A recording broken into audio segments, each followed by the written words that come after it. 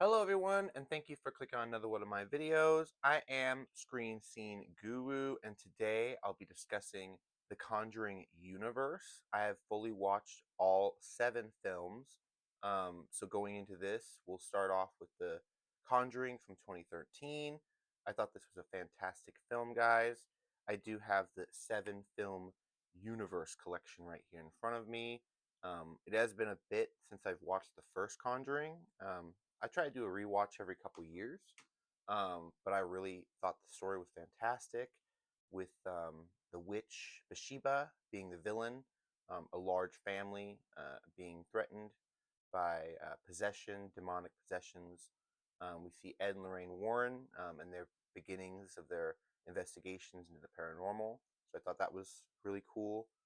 Um, so going into a bit of the franchise, we've got Conjuring 2, which came out in 2016, so a couple years after the first one. But this was the beginning of their franchise, if you will. This story took place in England, um, with several other demonic possessions, another large family. This time they had to fight off Valak, the Marquis of Snakes. So very interesting. They go into some religious lore about this demon. And then after Conjuring 2, it looks like we got Annabelle, which was pretty good. The first Annabelle, trying to see what year it came out, from New Line. It was also a James Wan film. I'm not seeing when it came out, but it was in between Conjuring and Conjuring 2. So I'd say somewhere in like 2015, 2016. Um, and then after Conjuring 2, we got Annabelle Creation, which I didn't care for Annabelle Creation as much. Um, and then we got The Nun, which I thought was kind of ridiculous because The Nun, of course, showed up in Conjuring 2, but then returned. You got to see an explanation of The Nun. Um, Annabelle Comes Home. Yeah, not too big of a fan of that one either. But then, of course, Conjuring 3 came out back in 2021. The Devil Made Me Do It. I recently watched this film. I thought it was a really interesting watch. Some of the horror tones I thought were a little bit done up from the first two, like when Lorraine was crawling through the crawl space and encountered the little hex from the witches. I thought that was kind of a jump scares from the first two films. A lot of people gave this third one, Devil Made Me Do It, some crap because it was a streaming movie released on HBO Max instead of having a theatrical release. I thought that was kind of ridiculous, as well as Nun 2. I haven't seen the Nun Part 2 because that wasn't part of this 7 film collection, but I don't think it's that good, so I don't really want to go out and get it. But I'm definitely looking forward to Conjuring Last Rites, which is coming out in September this year, guys. So I'm very excited about that. Uh, what do you guys think of the Conjuring universe, including the Annabelles and the Nun, uh, for the franchise? Do you guys think this is a good horror franchise? I think it's definitely made its way up there in the last few years. The Conjuring movies have given it some very good credibility. The Annabelles, certain people like Annabelle. I wouldn't say I'm a big fan, and I'm certainly not a fan of the Nun. So the side spin-off franchises, they're all right, but the Conjuring universe is still doing strong. Um, we were supposed to get a TV series from HBO Max that never happened. It looks like the events of the TV series are going to be put into Last Rites, which is very good to see. I'm kind of interested to see if we're going to get um, Patrick Wilson killed off in this next installment because we're hearing about this is their last case. Ed has been going through a lot of medical problems throughout this franchise. I mean, in Conjuring 2, he was scalded by hot pipe water, and then in 3, he had a heart condition where he had to start taking meds. So very interesting to see. The demons have affected their health. And I thought it was very interesting in 3, The Devil Made Me Do It. The villain was a witch from a former priest, a priest that raised his daughter in a crypt or in a forgotten uh, sanctuary by the church. All of their um, old teachings and all their esoteric knowledge was kept there. And I thought it was interesting to see the priest was the guy from Fringe, the scientist from Fringe. So that was kind of funny to see. I loved Fringe back in the day. It's just been a while to see him. So that was cool. Going on into some So going on into our movie news, guys, we've got the announcement of the Punisher Marvel special presentation, possibly being turned into a 2.5 hour movie from Marvel Studios. That sounds really interesting. Um, Ed Gale, the actor that played Chucky in the first two Child's Plays and the live action Howard the Duck, has sadly passed at 61.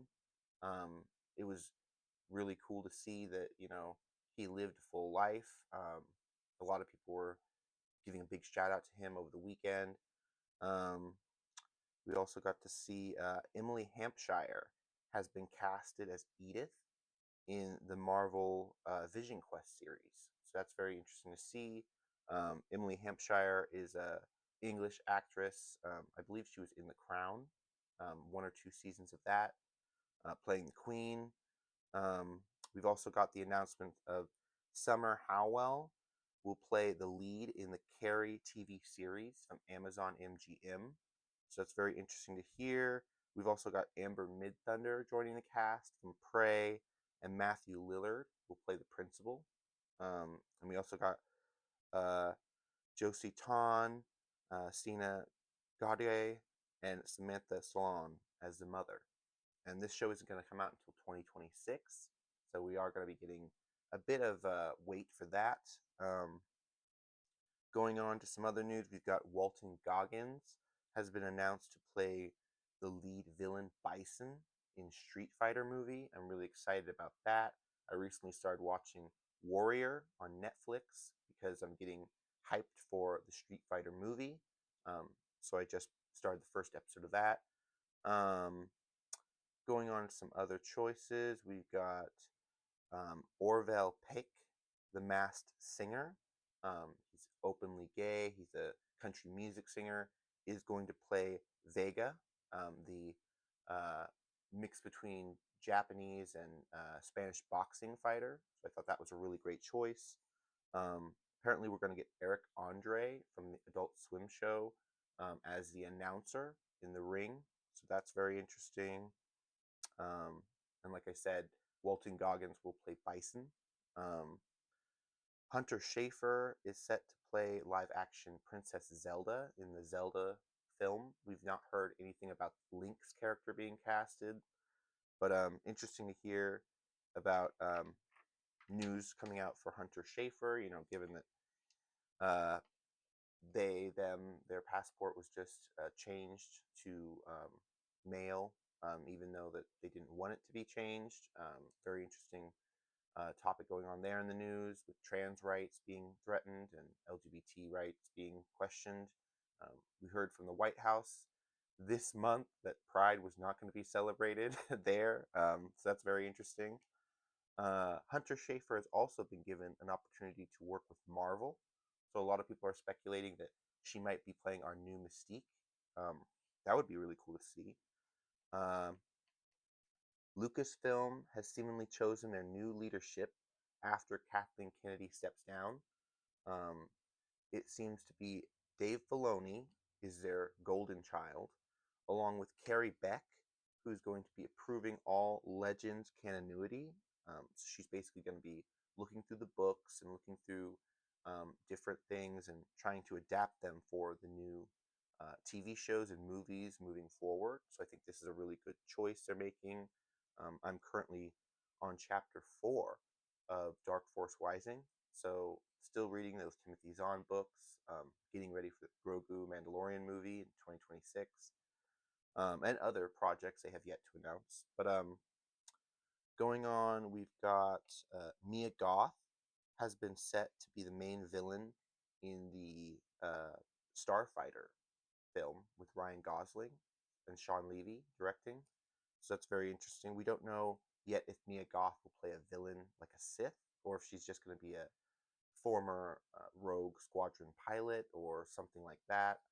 Um, Going on, we've got Jonathan Joss, of course. He played iconic roles in television from King of the Hill to Parks and Rec. Unfortunately, he was shot um, in his neighborhood by a neighbor who coaxed him into coming onto his property after their house fire. Um, they went back to retrieve mail and they found the remains of their dogs who died, perished in the fires. It seems some kind of a Satanica Britannica happened where the heads of the dogs were left by the mailbox. They were obviously distraught and distressed. And then this neighbor came out and harassed them. And when Jonathan Joss came onto his property, he shot him with a gun and killed him. It's a very controversial, unaliving story of Jonathan Joss. And his husband is now telling the tale on social media. You guys can follow him there. I believe they have some sort of a GoFundMe for the funeral and everything. So be sure to support that. Crazy on the heels of King of the Hill being revived, brought back on television, that we lost one of the voice actors. Um, Going on to a few more stories, ladies and gentlemen, we've got the James Bond video game announcement with Patrick Gibson from the Young Dexter Original Sin series playing Bond. So I have a theory that if this game does well, they'll make him our new Bond in live action for either a television show or a big motion picture. But it all depends on if the game does well. And I know a lot of people were talking smack at the gaming awards about how GoldenEye is the best video game, Bond video game ever. But this is a new game and this is new opportunities, so I like it. Um, we have heard that Alien Romulus, this follow-up to Alien Romulus, is going to begin filming this fall in October. We heard from a Spanish podcast with the director Freddy Alvarez saying that he's ready to shoot, he's ready to start work. Um, Bella Ramsey is in talks for a huge Marvel role after the events of Last of Us Season 2 have wrapped. I'm excited to watch the show, but unfortunately, they've said that the show isn't going to come out till I think July or maybe even August on physical media. So we are going to have to wait a little bit for Season 2, but I am excited. Unfortunately, we only got 7 episodes, so they cut 2 from us this year, but I still want to check it out. Um, Going on to some other things, we've got Ben Stiller is set to direct a Twilight Zone movie for Warner Brothers with starring Leonardo DiCaprio, which I thought was a really interesting story.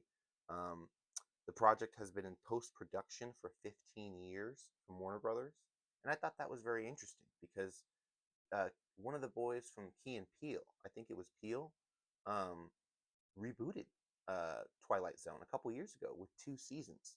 So I don't know why Warner Brothers has been saying we've been wanting to do a Twilight Zone movie for 15 years when the series was rebooted less than 12 years ago.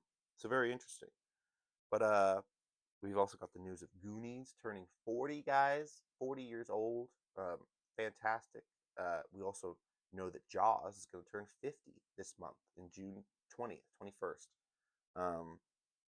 So very interesting news there about iconic movie dates coming up with their anniversaries. Goonies turns 40 and Jaws turns 50. So very interesting stuff there. We got the Gen V Season 2 trailer, which I really enjoyed. I thought the story for Season 2 looked great. It looked fantastic compared to Season 1. It was very slow. I had a hard time getting through it. Um, and the announcement that Prime is releasing this in September. So I thought this was a little bit of a delay for Gen V if they wanted to build up hype for it. I'm not exactly sure when The Boys Season 3 comes out, but September is a long way off for Gen V. So I felt like, they could have dropped something else in between there. But knowing Amazon, they probably will. Moving on, we've got Ariana Grande has set to star in Meet the Parents 4. So that's co-starring with Ben Stiller and Robert De Niro for Meet the Parents 4. I don't think I watched the third one, but I've seen the first 2 for sure, and I like that franchise. I was not aware they're going on to the 4th film, so that's very interesting news. Going on to Scream news, Scream 7. I have reported before that I thought they're already on 8, but they're not. They're on Scream 7.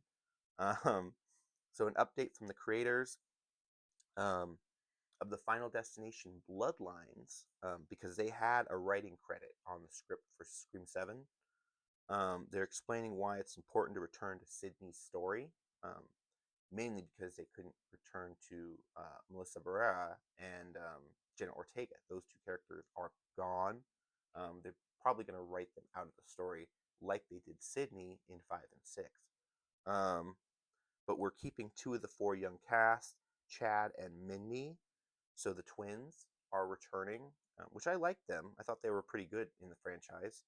Um, the rumor is the twins will be working for Gail in her news business, her news reporting business, because she's always trying to sell books on Ghostface, right?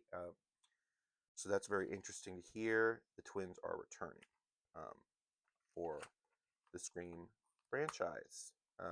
And of course, Sydney and her daughter will play a major part in this as well. We've also heard reports of Sydney Sweeney giving up a rom-com role to stay more focused on Gungam.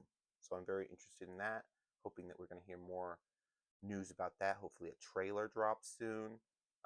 We got the Wicked for Good trailer that dropped. I thought that was a really fantastic trailer. Excited about the music coming out in November. So a long wait to check that out. But currently, guys, there's a whole lot streaming right now. I know they just released The Predator Killer of Killers on Hulu. So be sure to check that out, guys. If you want to, you can leave a like, comment down below what your thoughts are on the news, movie coverage. Have you guys seen the Conjuring universe, the 7-film collection? Let me know down below. What are some of your favorites? That'll do it for me here at Screen Scene Guru. I want to thank you, give a big shout out to everyone still watching, everyone subscribed. I'll be making some more videos. So till next time, guys, bye bye, and have a good one. Alrighty.